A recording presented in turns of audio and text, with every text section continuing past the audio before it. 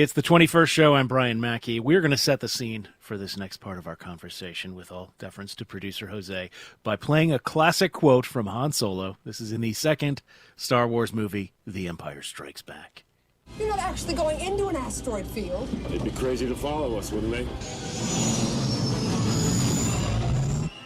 You don't have to do this to impress me. Sir, the possibility of successfully navigating an asteroid field is approximately 3,720 to 1. Never tell me the odds. Well, I got to tell you, those odds are much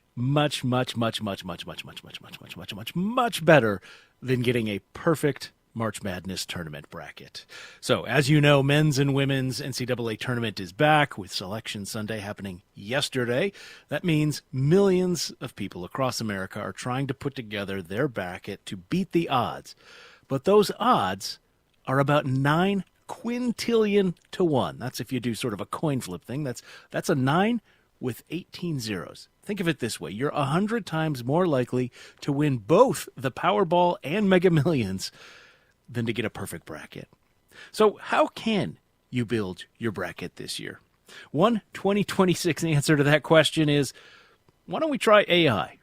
So, is the software we call artificial intelligence any good at building a bracket, and how does it compare to humans?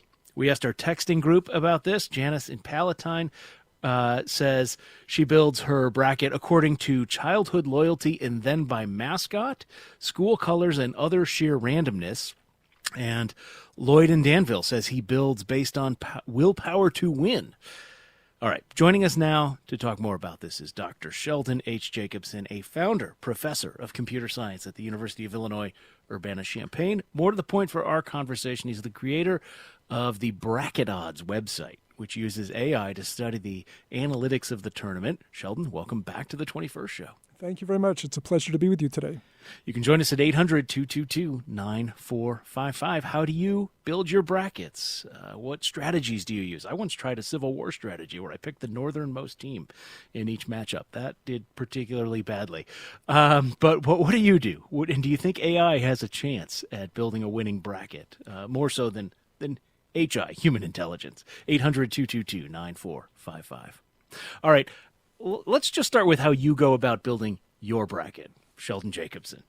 Well, I don't put together a bracket. I love the tournament. You're a scientist. Okay. I love the tournament. I love the data. It is a cornucopia of excitement just watching the numbers unfold. And we've created our website, the Bracket Odds website, here at the Computer Science, in the Siebel School of Computing and Data Science at the University of Illinois, so that people could enjoy the magic of AI and analytics in understanding the bracket. That's the key thing. How is a bracket constructed that makes sense for everybody? And that's what we try and do. We help people understand the data and the analytics behind it. Well, what are some of the data? What are some of the analytics that you actually use? Well, with artificial intelligence, it's very good at learning patterns and trends, and that's what we've done. We've exploited to look for these patterns and trends and come up with rules that we could use to help put together brackets. We then took these rules, implemented it in what we call an AI simulator on our website, and we use these rules. There's different rules that you can choose to use. So one of them is so simple that you wouldn't even think about it until you're told, and then you say, oh, that's obvious, which is don't build your bracket from the round of 64 to the national champion, build it backwards. And we learned that by looking at a tremendous amount of data to see which brackets were producing better performance. In fact, we found that the optimal place to start is in the Elite Eight or the Final Four. Put those together first, and then build your bracket around that. And we have simulators which do exactly that, and we've historically checked them, and they tend to produce better scoring brackets just because of that simple change. So that's the first lesson I tell people. That's really interesting, because I think a lot of online sites that people use nowadays kind of force you to work from the outside in as you build upwards. You know, maybe we should start with a definition of terms here, because we've been using the term artificial intelligence. I think this, at this time in history, people hear that and they think of ChatGPT, Claude. You're talking about something different here, right? I'm talking about mathematical and statistical models that when we feed it data, it will inform our thinking. So this is much more than ChatGPT. I think of ChatGPT as kind of the kindergarten of artificial intelligence for the masses. We're using models which are much more sophisticated, optimization models, statistical models that are teasing out insights that enable people to see things that the data is there, it's revealing, but you can't see it just by looking at it. And that's what we're trying to do with our models. And this is exactly how, we've published academic papers, peer-reviewed papers, and we translated that into the website. So people don't have to figure out this. But AI is far more than ChatGPT and Claude and Google Gemini. Yeah, which are language models. This is a mathematical. It's just something different, and I wanted to make sure people understood that. So what are some of the historic patterns that you have found from analyzing all these tournaments of the past? Well, take the Final Four, for example, because when we start the tournament, you look at the 4 number ones and you think they'll never lose. Well, it's more common to have 0 number 1 seeds in the Final Four than it is to have all 4 number 1s in the Final Four. And in fact, the most common number of number 1s in the Final Four are either 1 or 2 of them, not 3 or 4 or 0. So as a result of that, we tell people don't get overly excited about the number 1s. And that's why when you build the bracket from the Final Four, the Elite 8, it eliminates some of that, what shall we say, the kind of group thinking of number 1s can't lose, number 1s can't lose. I can guarantee you number 1s are going to lose this year because in every tournament except for 2 in the last 40 tournaments, at least number one has lost. So this is something that is going to happen. So that's the first thing, keep in mind. Number 1s are going to lose. Can I pause you on that and just say, is there any insight into which number 1s are going to lose? Or how do you decide that? Or is that where you get into the sort of the coin flip element of these things? Well, it depends what you're thinking in terms of should we take the best number 1 or the weakest number 1? You'd think the weakest number 1, which this year was Florida, they're going to lose right away. Not necessarily the case. They're all very good teams. There's so many subtleties that go into the tournament. It's a single elimination tournament. And if you look at where the number 1s tend to lose, they're very good in the round of 64 because they've only lost twice in the last 40 tournaments. When they get to the Elite 8, they're still pretty good, but they do lose around 10% of the time. And then you start to get a little further on, and they're very vulnerable in the Elite 8 when they're playing possibly a 2 seed or a 3 seed. So that's when you see them not making the Final Four. That's when they're most vulnerable. So thinking about it a little more strategically is, I think, critical. And that's why I'm focusing on the Final Four, because that's where everything starts for us. Not ends, but actually starts. Yeah. So what are some of the other insights then as you work backwards through the tournament in time, I guess? If you're going to put any upsets, putting them in that round of 64 is where they will occur. Typically, you're talking about a 15, a 14, or a 13 seed being a major upset. But of those 12, you may see 1 on average which will advance, but only 1. And the trouble is it's hard to predict which one is it going to be. If you look right now at the tournament this year, you have Illinois, which is a 3. They're playing a 14 seed, Pennsylvania, and you think, they've had a real struggle. They're vulnerable. They're going to be a popular pick for a 14-3 upset. They're going to be popular. But the popular picks rarely occur. It's the unexpected ones that occurs. So once again, we're going to see, as I'd like to say, the games are played on a court, not on a computer. And you have to take into account that human reaction, interaction, and the uncertainty around the games is such that anything could happen. So how well does the computer model actually do when compared with, I guess, everyday people and then experts in the field, right? Sports writers, people like that who really breathe this stuff. Well, if you're going to put together one bracket, a single bracket, and you want a good scoring bracket, the best thing to do is always take the favorite, because then you're eliminating all of the risk out of it. Now, that's not very exciting for most people. But if you look at the ESPN challenges and they allow you to put in multiple brackets, and that's when you can get creative. And this is where AI tends to shine and our models tend to shine. Because when you start using our strategy, if you can put in a group of brackets, you don't need all of them to perform well. You just need one of them to perform well. And that's exactly our thinking. So every year we generate 1 million brackets, and then we compare it to the 20 million that are part of the ESPN challenge. And we see how well our best bracket will do against their best brackets. And our 1 million tends to do as well as their best brackets out of 20 or 25 million.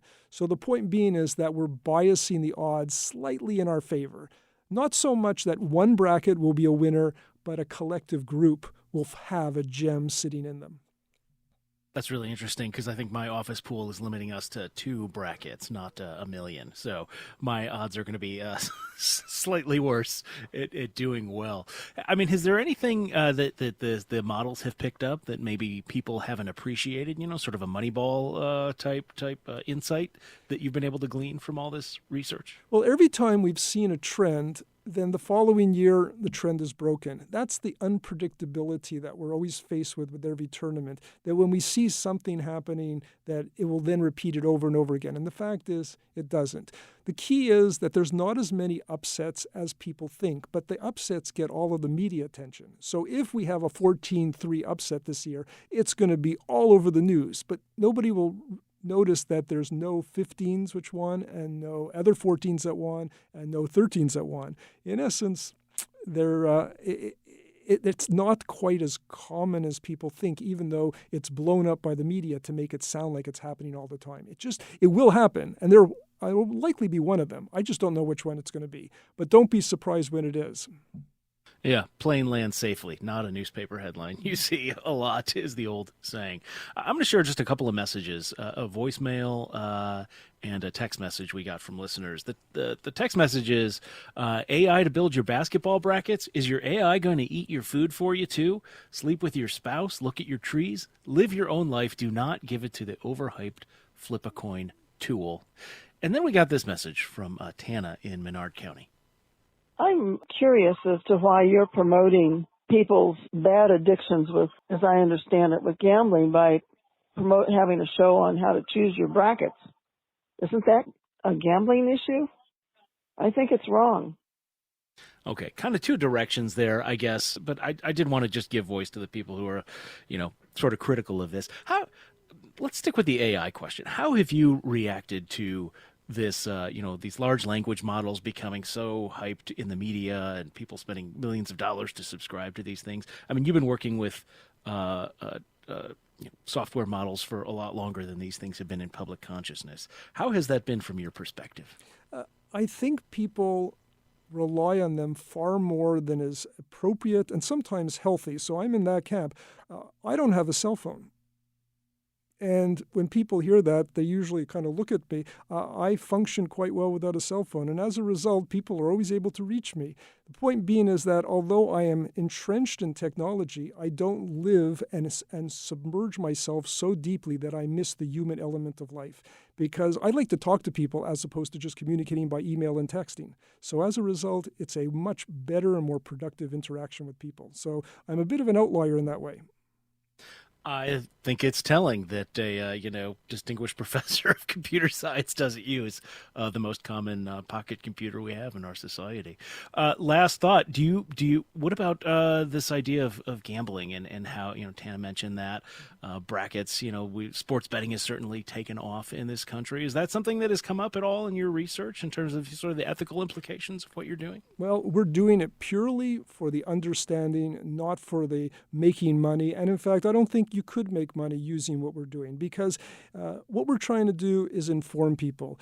I've written several articles, including for the Chicago Tribune, about how gambling is in fact a major problem in our country. We're not trying to promote it. That is not part of our website. In fact, I believe we're one of the few, if only, websites that talks about the tournament, which has no reference or mention of gambling. Sheldon Jacobson is a founder, professor of computer science at the University of Illinois, Urbana-Champaign, creator of the website Bracket Odds. Thanks so much for sharing your knowledge and expertise with us today on the 21st Show. It's a pleasure. Thank you.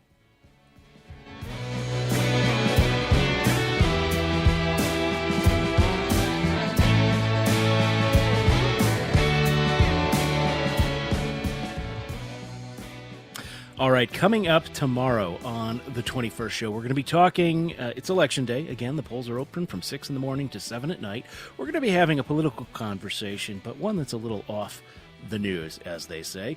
Kevin Schultz is a professor at the University of Illinois, Chicago. He's written a book looking at the place of white liberals in our politics. It's called, it's a provocative title here, Why Everyone Hates White Liberals, Including White Liberals.